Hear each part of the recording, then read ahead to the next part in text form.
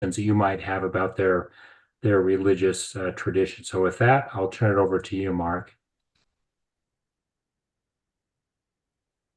You're muted. I'll say it again. Thank you, Thank you. Chris. It's an honor and a joy to be here. The only thing that is a little disturbing to me at this moment is that no one has their videos on. Um, I am the rabbi of what I call a Zoomagogue. What I mean by that is I have a synagogue that meets almost exclusively on Zoom. Thank you, Jeffrey, and thank you, Fatima, and thank you, Greg. This actually reflects what happens at the beginning of every one of our gatherings is that I welcome people by name. Unless people don't have their videos on. Hi, Carol. Welcome. It makes it easier for me to do my work, and I feel like we're interacting here. So I invite everybody else to put your video on, especially when we go into breakout rooms. I'm going to want to see your faces, and you're going to want to see each other. Thank you, Phyllis. So the first thing that occurs to me when I was asked to help facilitate this session was how do I fit 4,000 years of Jewish history and Jewish ritual practice and Jewish custom into 20 minutes? Well, now 19 minutes. And the answer, obviously, is I cannot do that. And the second thing that I want to really highlight is that if you asked me after this 20 minutes to do it again, you're going to get a completely different answer from me. And if you ask a different rabbi, you're going to get a completely different answer from that person. Judaism is not monolithic. It's spread across many denominations and many different expressions of Jewish practice and Jewish custom and Jewish ritual, etc., etc., etc. So with that said, I'm going to be sharing my screen with you like this and spotlighting myself. You always have the option to go back to gallery view by going to the right-hand corner of your Zoom screen and those the little boxes where it says view to go to gallery. But here I'm spotlighted. You'll be able to see me at the same time. So why am I starting out my presentation where it says standing on one foot?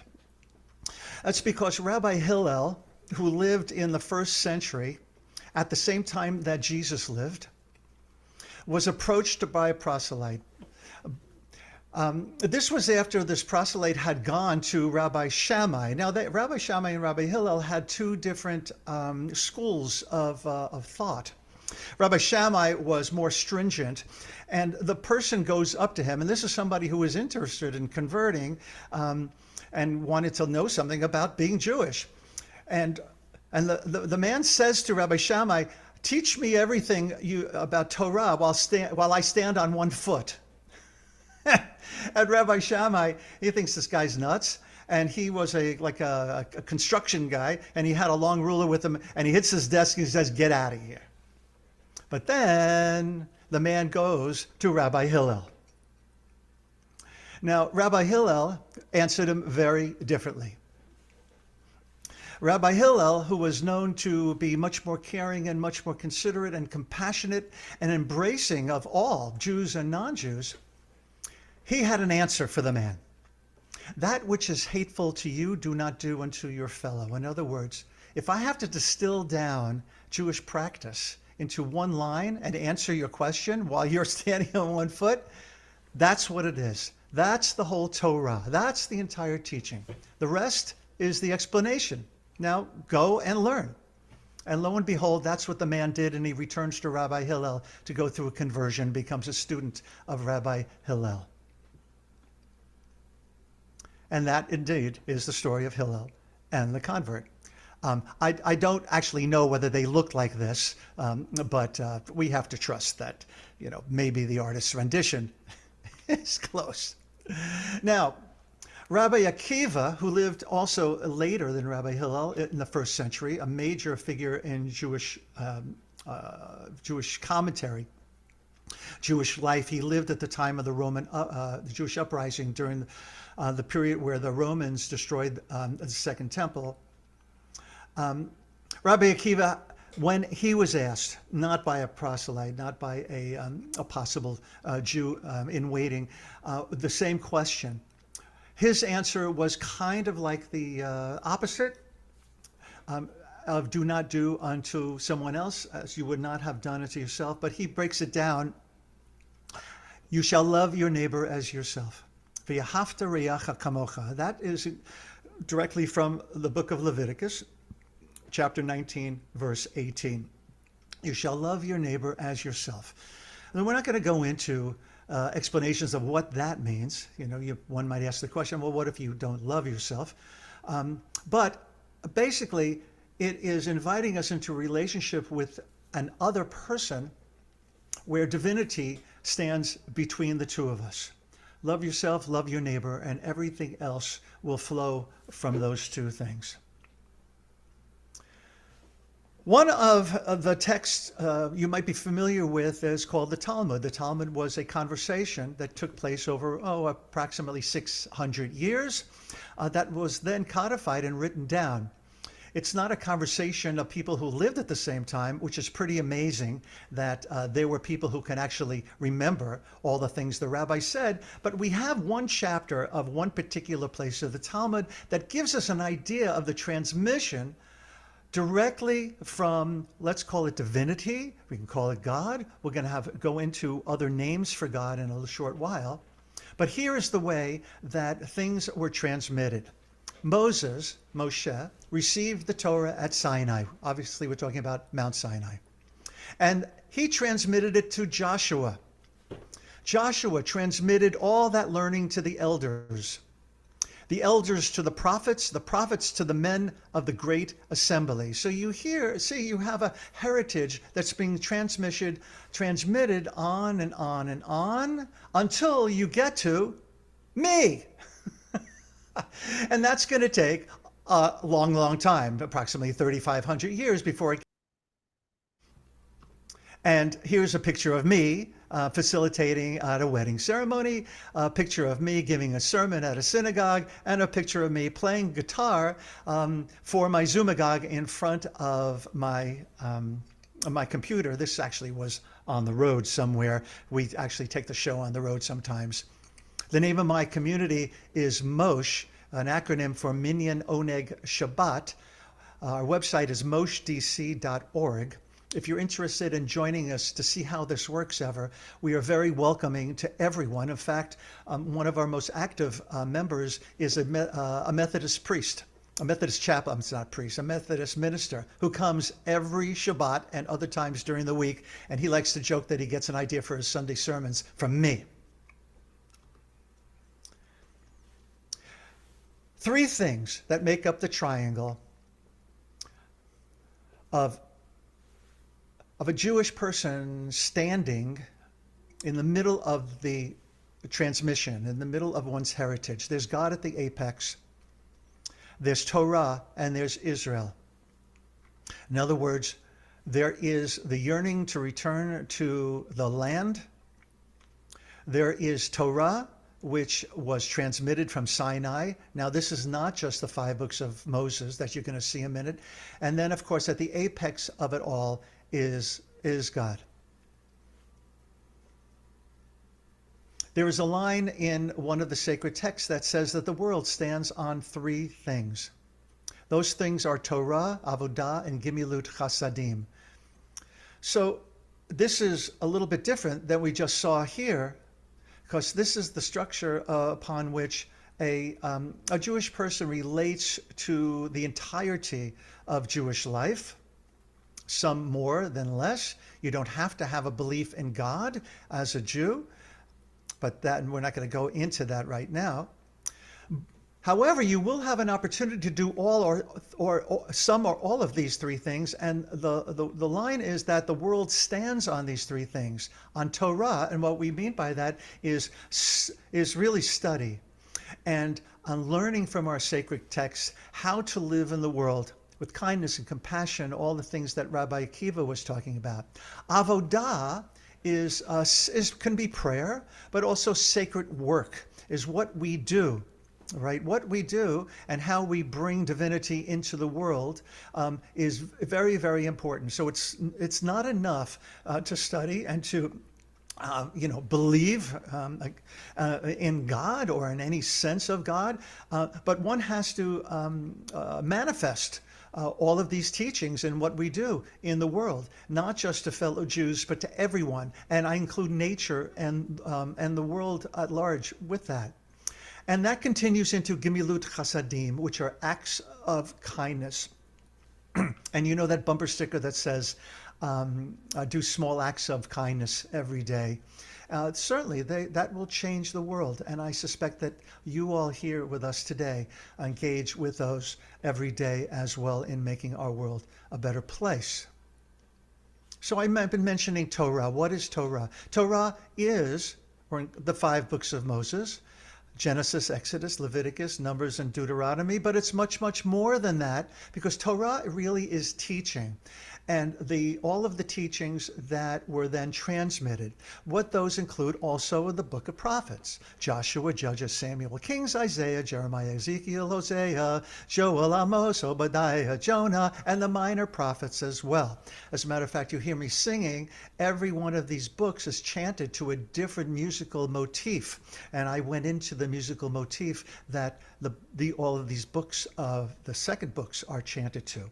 And then the last things are the book of writings: Psalms, Proverbs, Job, Song of Songs, Ruth, Lamentations, Ecclesiastes, to everything turn, turn, turn, the book of Esther, and others, of course. Names of God. I hope I'm not going too fast. We'll be meeting in the breakthrough rooms. Matter of fact, in my community, we call them breakout rooms. Names of God. The most common name in Torah and all of Hebrew scripture is Yud-He-Vav-He, pronounced Adonai.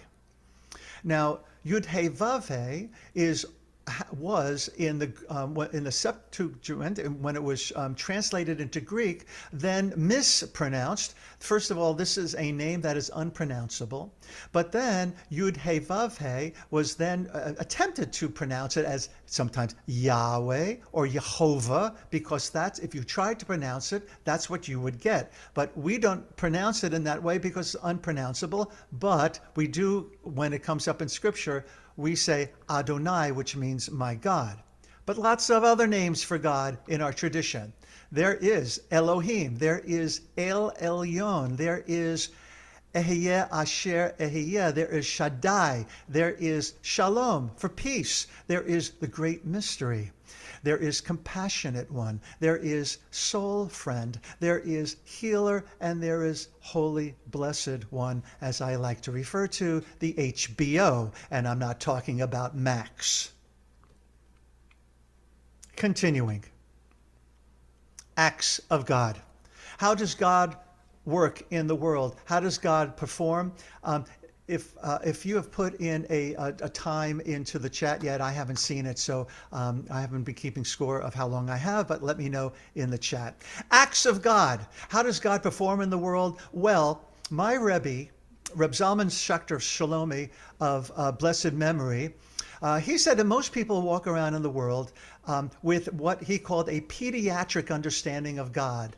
And what he meant by that, of course, was the man with the white beard in the sky, determining who shall live and who shall die. I like to think of it in the ways that if the great illustrator, cartoonist Gary Larson bequeathed us with, for those of you who are familiar with The Far Side. So first of all, we have acts of God. God juggling and putting on a vaudeville act and playing 2 saxophones at a time, and you can see being about to be shot out of a cannon. Don't think that that's what God busies God's self with. Last but not least, what do Judaism and Islam have in common? So, Jahin, I'm not sure if you were going to touch upon this, but I would like to end my presentation with this, and that'll be hopefully a nice segue into your presentation. Thank you. Both are monotheistic religions. The belief in one God. Both believe that one God made a covenant with our father Abraham. Both embrace Jerusalem, as a holy city. Both prohibit eating pork and have strict dietary laws. In fact, if you look on the left, you'll see what you'll find. One of the things that you'll find on kosher food, which is an OU, it's a U inside the letter O, which stands for Orthodox Union. It is one of the governing organizations that puts its stamp on things, that lets us know it's kosher. And on the right, we have the mark of halal, when one of the many as well that lets us know that things have been certified 100% halal. By the way, Muslims can eat everything with the OU, but Jews cannot eat everything with a halal marking. Kosher and halal. Both traditions encourage modesty, as Jehina's doing requirement for women to cover their hair. Orthodox women in the Jewish world wear a sheitel, it's called. It's a wig that they have specially made for themselves, which I must admit, oftentimes that wig is even more beautiful than their regular hair. Both practice male circumcision, practice fasting, charity, a pilgrimage, and share many of the same sacred texts, including the prophets. That must be it, because I have no slides to share with you. Thank you so much for your attention. And Berega Lachat, standing on one foot, I hope I've shared some of the ikar, some of the essence of Jewish practice, learning, and culture. To be Thank you, continued. Rabbi Mark. You're welcome. Jan, Thank you. we'll turn it over Thank to you, you. Rabbi Mark. That was beautiful. So let me try to share my screen. And that was a beautiful segue, so we can get to it. Oh, I don't see it anymore. Just give me 1 second.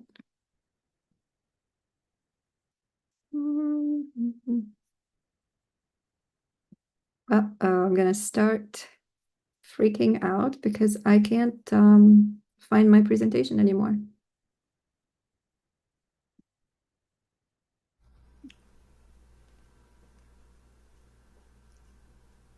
So I see, Geneva, I see my desktop. How do I get my presentation? Do I have to open it? Is that what it is?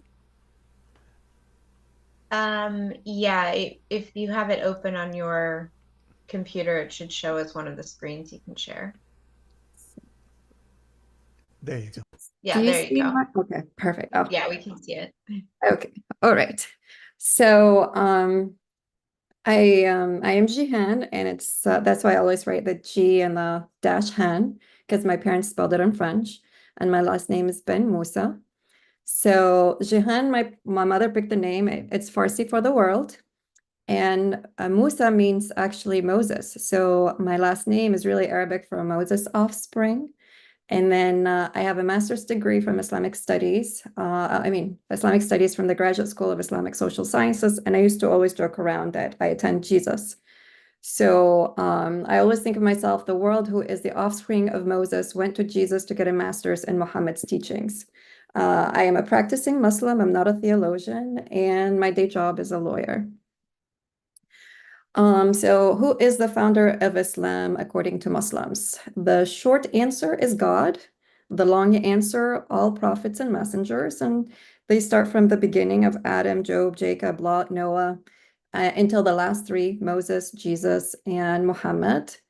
And then if you ask most people, they would say Muhammad. And Muhammad is the popular answer, but he's, to Muslims, the seal of prophets, but not the only prophet. And I thought it was nice to share, like, the most popular name every year always happens to be Muhammad. Let's see. So who is this Muhammad? So he was born in Arabia in 570, and his name actually means the praised one.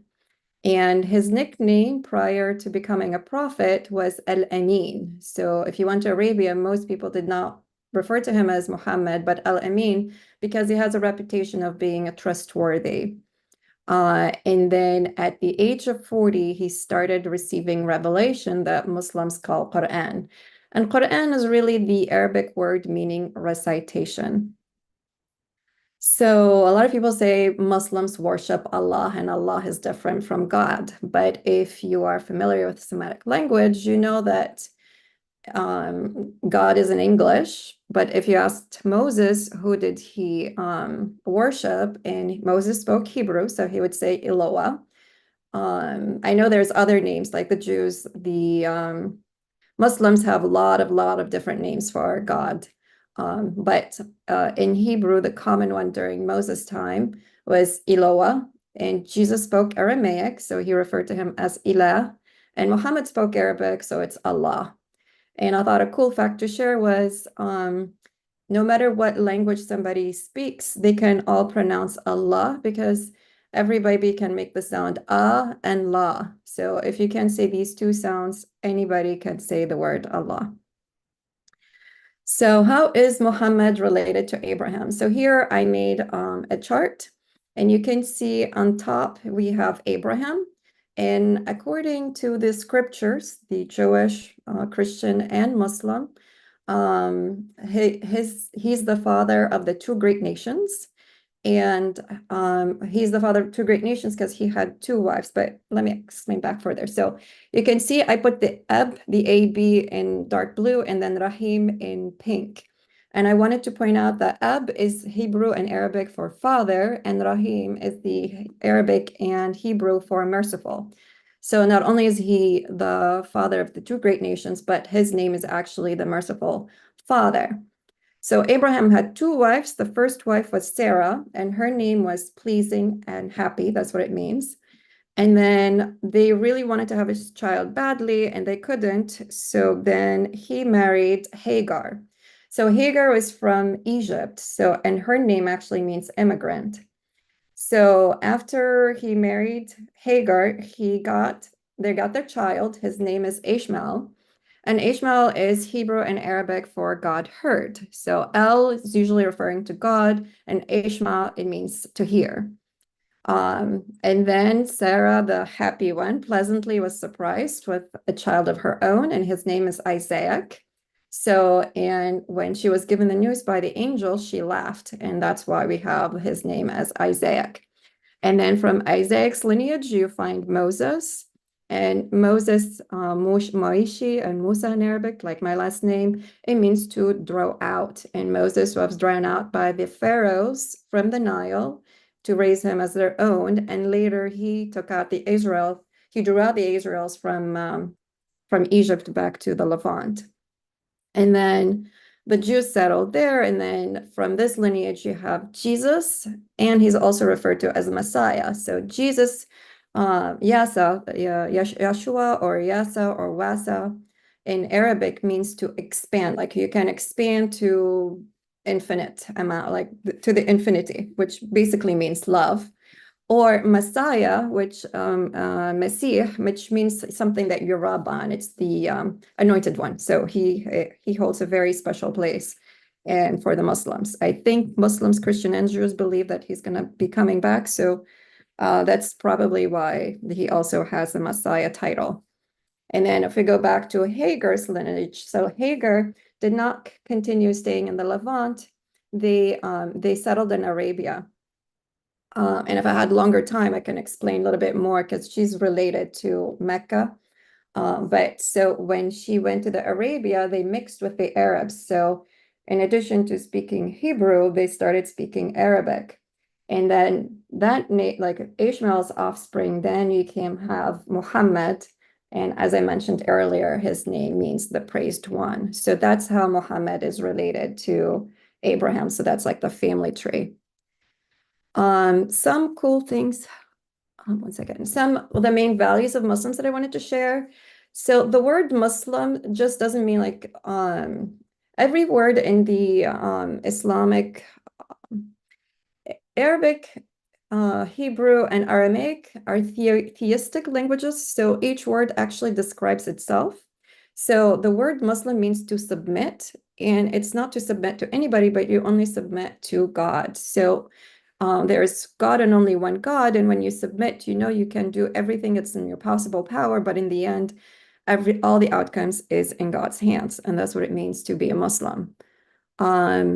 The parents are extremely important, so they're supposed to be treated with ultimate respect and you care for them. There is a popular hadith, which means story from the time of the Prophet, where somebody came to Muhammad and said, I'm taking care of my mom like I'm taking care of a baby. Am I being a good child? I think I'm doing too much. And the Prophet turned to him and said, you're being a good son, but you can't compare yourself to your mother. Because when your mother was changing your diaper, she couldn't wait for you to grow up and be healthy and happy and live a good life. Well, when you're taking care of her, you can't wait for her to pass on to the next life. So parents hold a very sacred value in the Muslim's life. And then another thing I wanted to share was everyone and everything has rights. So your family, your neighbors, animals, plants, sacred places, and sacred places not just for Muslims, even for non-Muslims. That's why if you go to the Muslims' lands right now, you'll find the oldest synagogue, you'll find the oldest temples, you'll find the oldest mosques. Sacred places are supposed to be protected by Muslims. And then every Muslim charity plays a big role in their life. And there's two types of charity. There is zakat, which means to purify, and that's obligatory. So say my salary is $100 a year and I need $80 to survive and $20 stays extra, like savings. Every Muslim is required to take from those extra savings 2.5 and give it to a fund that is for the orphans, widows, and needy. So this is obligation. If you still feel more charitable, you can do sadaqah. And sadaqah literally means belief and truth. Both these words is sadaqah. And that's you can use your money any way you want, any good cause. So you can use it for the orphans, you can build schools, you can build mosques, you can give it to scholarships. So it's not obligatory. It's something that most Muslims do. Muslims, like Islam, is very big on discipline. And then we have two things that help us, practice the discipline and becoming more and more disciplined and patient. The prayers. If you have any Muslim friends, you know that they actually pray 5 times a day. And there is a saying that time is like a sword. If you don't cut with it, it will cut you. So you better organize your day. And the prayers are 5 of them. Shortly, I'll speak about them. So you organize your day that way. The other thing is we share in common, just like Rabbi Novak said, is fasting. We have 1 month out of the year that we fast, Ramadan, but we also have a bunch of other extra ones. And the main goal is if you can control your stomach, you can control anything. And there's other benefits too, is to feel compassion to those who, are hungry and you know how it feels. So there is an obligation. You cannot go hungry. You cannot go to bed while your neighbor is hungry. So that's actually a requirement in the Muslim faith that your neighbor is always well fed.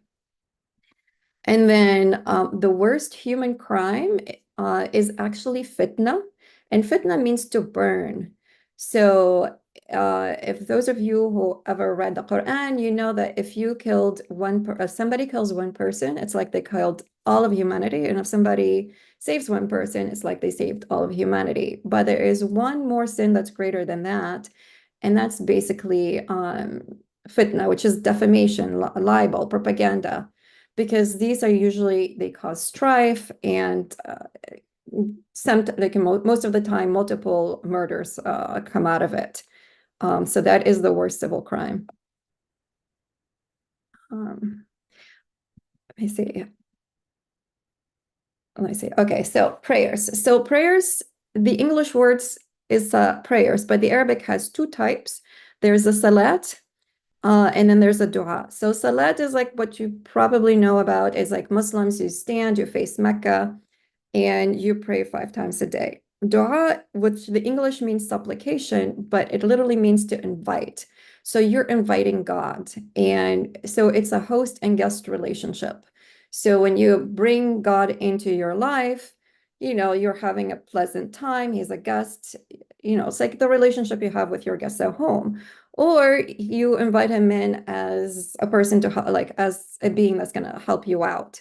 So the salat is mandatory. It's 5 times a day. And we Muslims are big in circadian rhythm. So Our first prayer is at dawn, is just right before the sun comes up, usually about an hour between dawn and when the sunrise, and then at noon, and then in the afternoon, and then sunset and evening.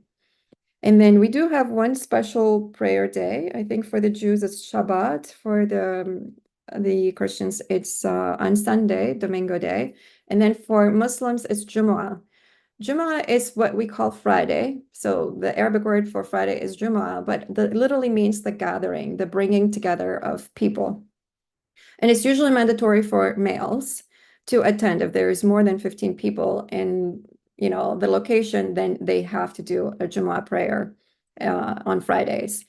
And in Islam, we don't really have like a rabbi or a priest or a preacher.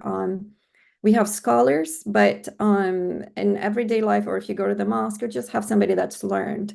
So the person that leads the prayer, his name is an imam, but he's just somebody from the community. And usually that person, that imam, would give a sermon, and it's a spiritually uplifting talk and a contemporary topic that's relevant to that people around that time. And then any mosque, anywhere, any era, it's the same prayer. So if somebody came back from, 800 CE and walked into a mosque, the only thing that's different would be the people that are speaking their language or their clothing. And I'm just going to show you a couple of mosques around the world. And to show you the things in common, you will see, like here in Indonesia, you have the minarets and you have the dome. And you see the style, Indonesians love color. So this is how they built their mosques. This is Turkey. You see the onion dome, and you also see the minarets. The purpose of the minarets is for somebody to go on top and call for prayers, because they did not have speakers back then. So somebody needed to go there and call for prayers for people to get your ablution, wash up, and it's time to come to pray. And this is another mosque in Iran. Here's another mosque in Mali. Here's a mosque in Afghanistan. Here's a mosque in India.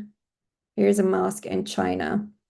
So Islam is really principles. So it doesn't really change the culture of the people. It just has universal principles. You cannot kill, you cannot steal, you need to treat your neighbor very well, just like you want to be treated, etc. So the culture stays the same. So if you go out throughout the historical Muslim land, you'll find the culture is similar to everybody else. They just encompass the principles. I thought it was cool to share that most people don't know this, but I said Muslims pray 5 times a day, and our very last supplication during the prayer is this one. Oh God, send blessings upon Muhammad and on the family of Muhammad, as you have sent blessings upon Abraham and the family of Abraham, and bless Muhammad and the family of Muhammad as you blessed Abraham and the family of Abraham. You are indeed worthy of praise, full of glory in all of the worlds. Surely you are indeed worthy of praise, full of glory. So 5 times a day, when a Muslim prays, he is sending blessings on Abraham's offspring. So even though we are Muslims, we bless everybody every day, 5 times a day. And then along with a lot of scholars, so the word, like I highlighted family in yellow. So that's the common translation. But if you go back to the root word of the word that's used is Ali. Ali, it means family, heirs, and community.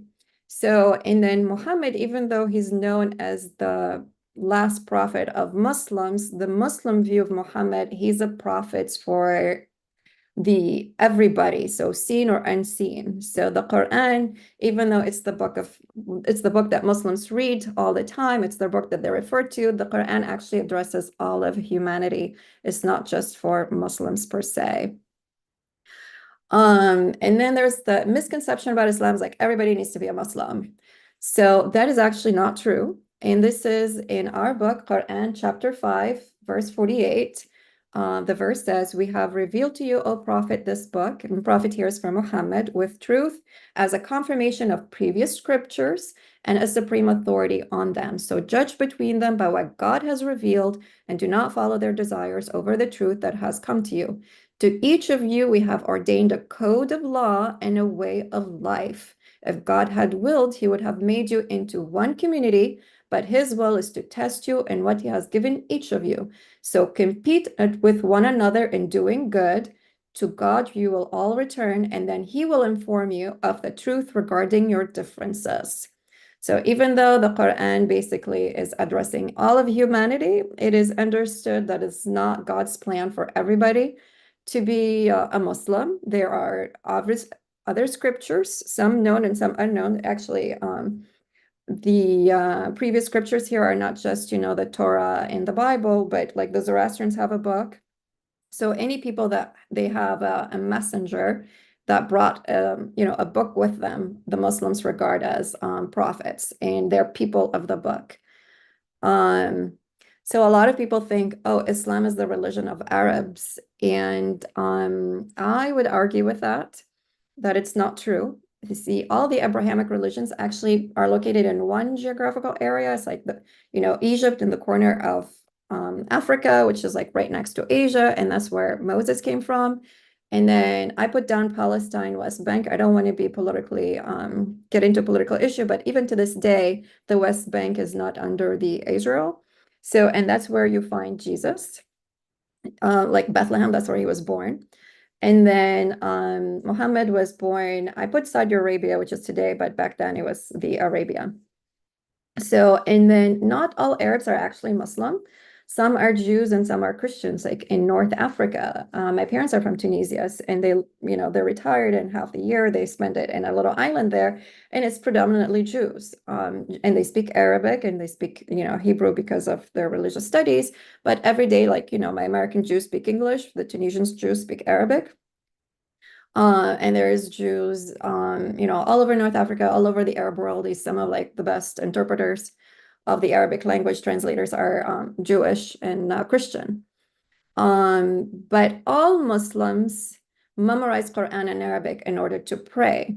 So Muslims don't necessarily speak in Arabic, but they all know some type of Arabic words, like, they're going to know Salat, they're going to know Ramadan, they're going to know Quran, and they're going to have parts of the Quran memorized because that's a requirement for the religion. Any misconception about Islam? As I was saying, it's not an Arab religion. The Arabic is the language of the religion, but Arabs are not. And here I put Egypt and Algeria.